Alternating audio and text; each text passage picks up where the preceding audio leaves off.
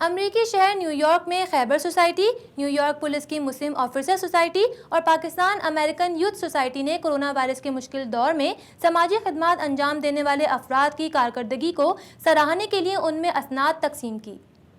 دسمبر میں چین سے شروع ہونے والے کورونا وائرس کے وار پوری دنیا میں جاری ہیں۔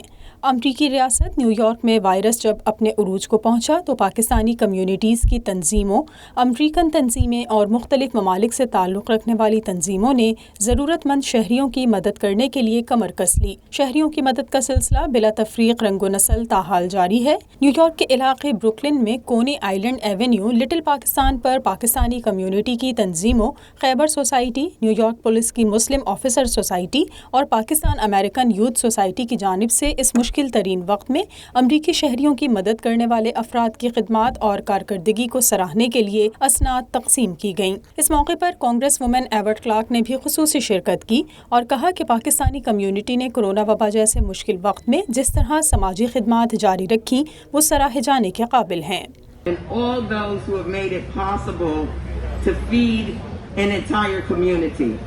I have to tell you that I had the food truck traveling all across the 9th District of New York, feeding Brooklynites in every corner.